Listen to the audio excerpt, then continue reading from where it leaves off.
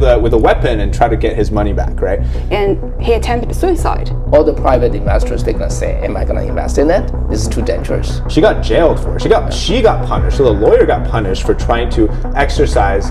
That's just beyond belief, you know. Americans cannot quite imagine it.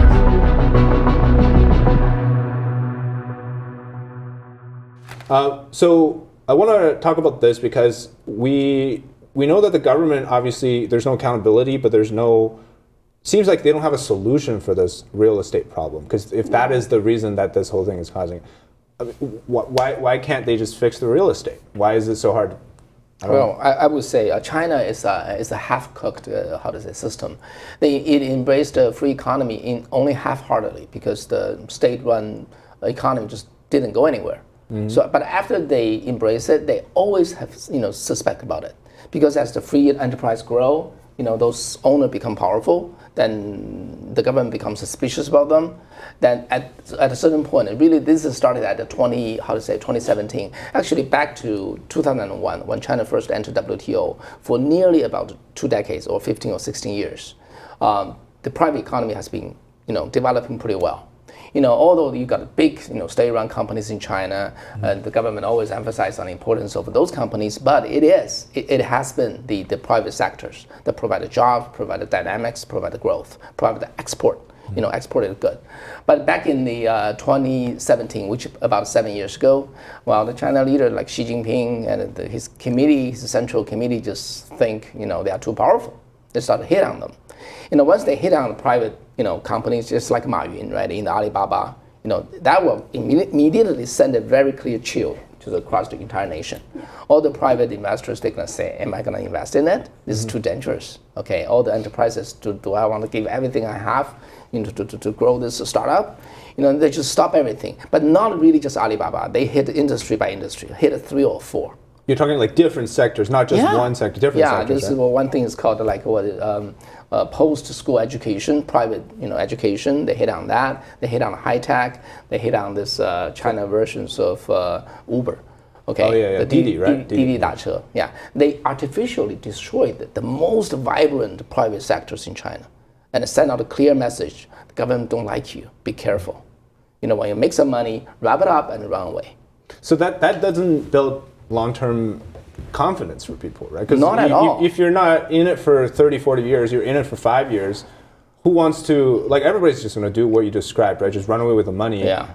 But then, okay, now that we mentioned it, there was a very recent case, because China's all about new energy industry, this renewable energy, automakers, right, EVs. There was a company called Jiyue Auto, which is a car maker.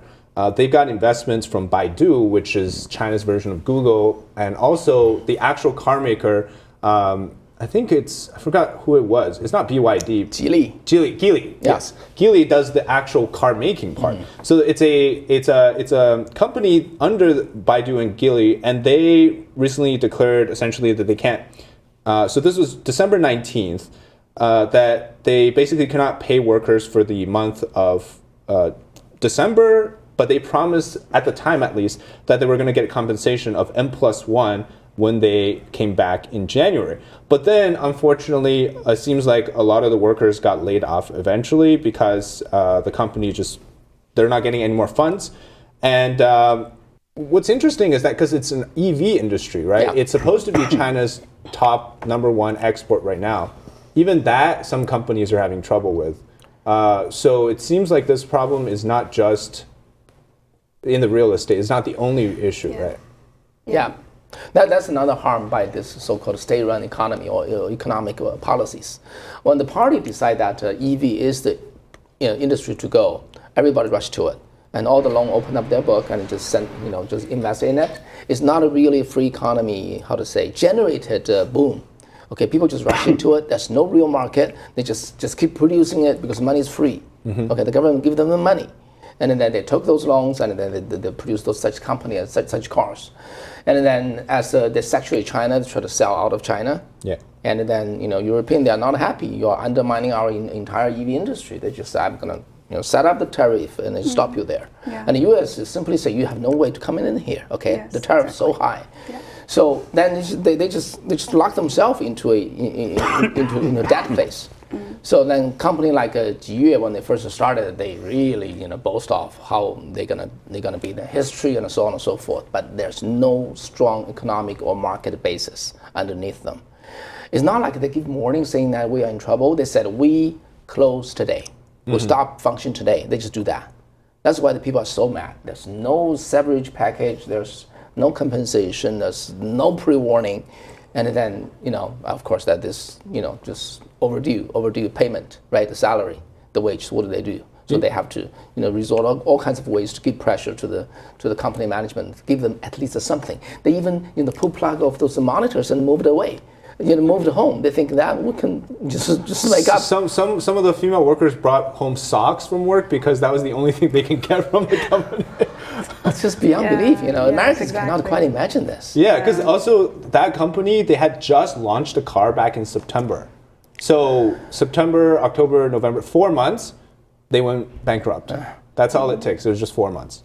Let's talk about some more extreme cases, because I want to get your reactions on this too, because some of them, workers, they try to do it the peaceful way. We hold up banners, we protest, we try to, do it in a way that they can at least raise some awareness. There are some extreme ones where, for example, this one case, somewhere in China, this I believe is in Sichuan, a construction worker had a cleaver with him to basically go up to the head of the contractor or the manager and, try with a weapon and try to get his money back, right?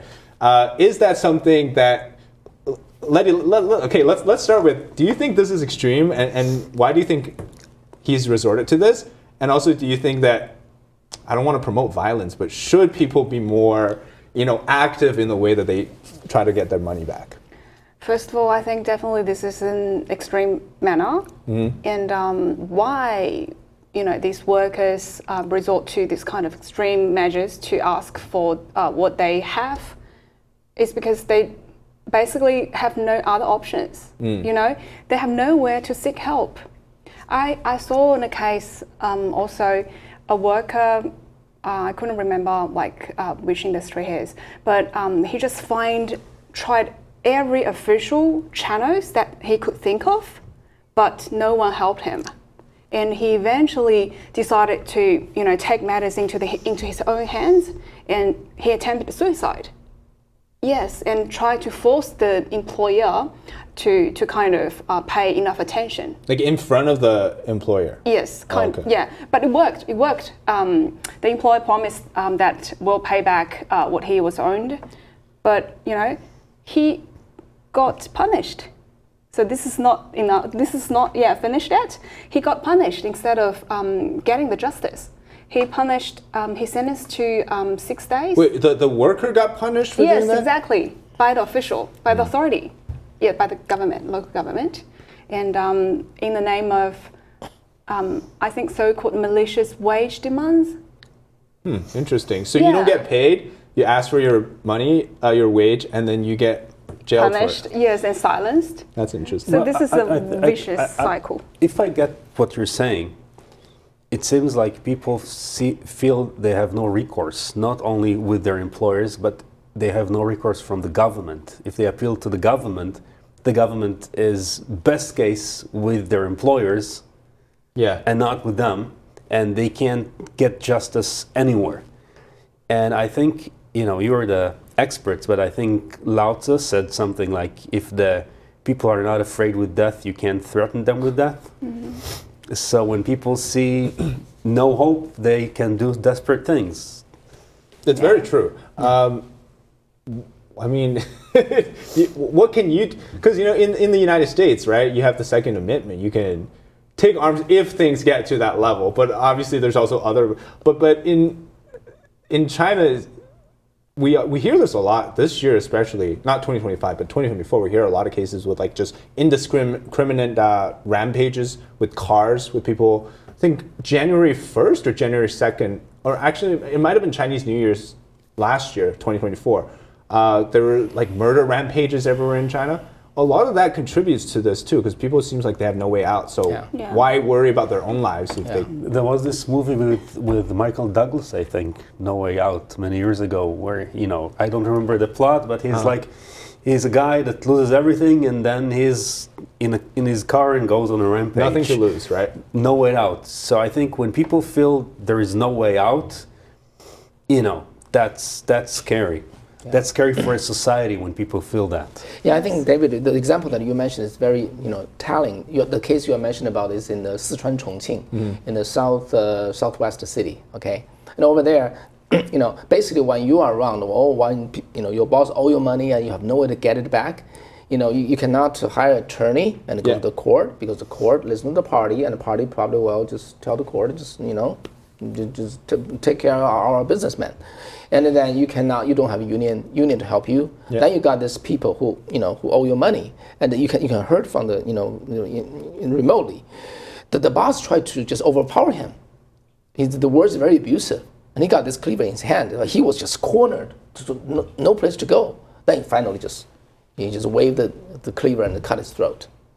And I won't say this has happened every day, but it's become more and more frequent. Yeah, because they just build up those grudges. Well, let me give an example why, Alan, you said that laws don't work, or at least, so this is a female lawyer who was trying to help one of the workers to get his money back. She got jailed for it.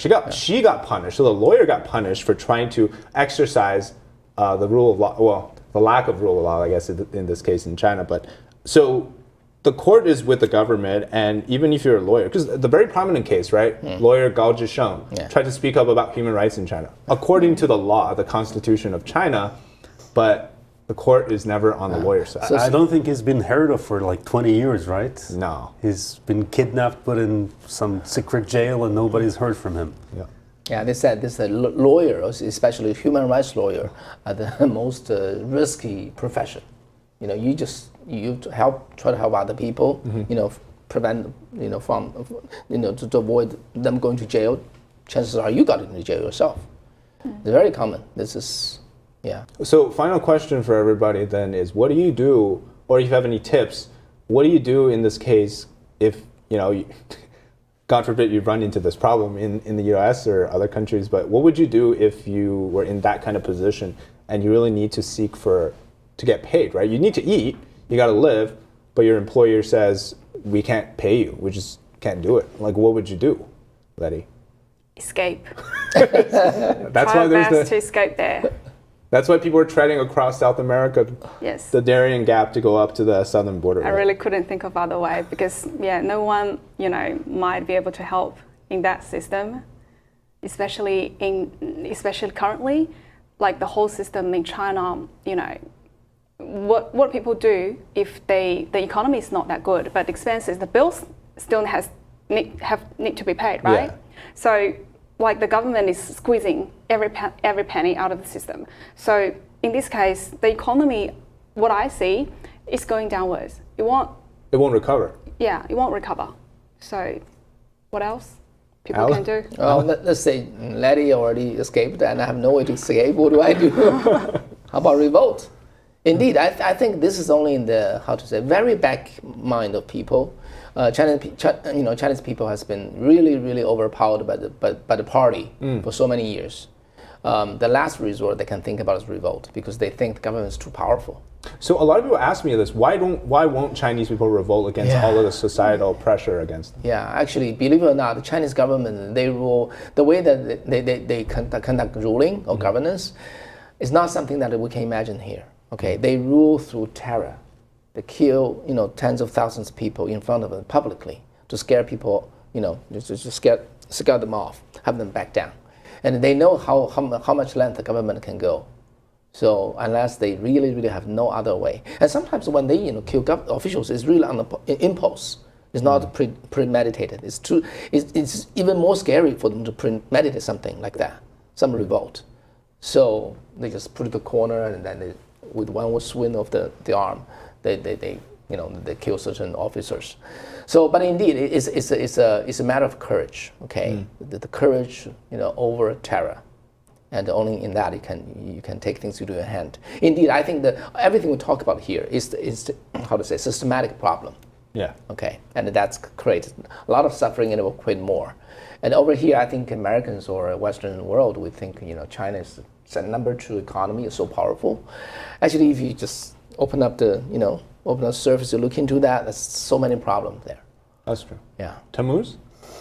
Well, I mean, I think from a personal perspective of an individual, I think the best thing, somebody could do if they need money to eat is find any job. Yeah. Even like the food delivery or whatever it is, because you just need to feed yourself and your family.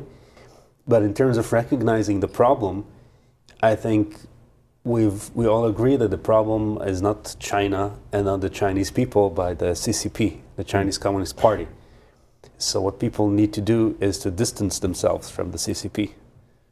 There is this movement in China called Tuidang, where people renounce their membership of the Communist Party or the Youth League or something like that. And even though it's just a statement, right? It's already like hundreds of millions of people have done it. And I think maybe when there are enough people in China who really recognize that that's the problem, maybe it's like a threshold that once it's passed, something will happen. I don't know, I'm not a prophet. I'm just saying that as an individual, you can't take your little shovel and go against the government cops or whatever like that. I don't know. But what you can do as an individual is recognize what the source of the problem is and keep your distance from it. Very wise words. Yeah, I'm all for that approach, and I hope that we here in the free world, we can lend Chinese people some help, in that line, have them just quit from the party, just peacefully. This is peaceful to bring down the CCP. And yeah. And that's what I've noticed is it goes across all industries, right? Like what people here are experiencing, even if you're a nurse or professor, teacher, policeman, doesn't matter. One day they're not going to pay you, and what do you do then? So recognize the problem early. I think it's a good way to go. Yes. All right, this would be it for our China Insights podcast discussing people without pay and how they're trying to fight for their wage. If you enjoy the content, make sure to subscribe to China Insights as we have new podcasts weekly as well as new videos on China every single day. So make sure to stay tuned. And I want to thank again our guests today, Letty, Alan, and Tammuz for their amazing insights into this topic. All right, that's it for today. Until next time, bye-bye.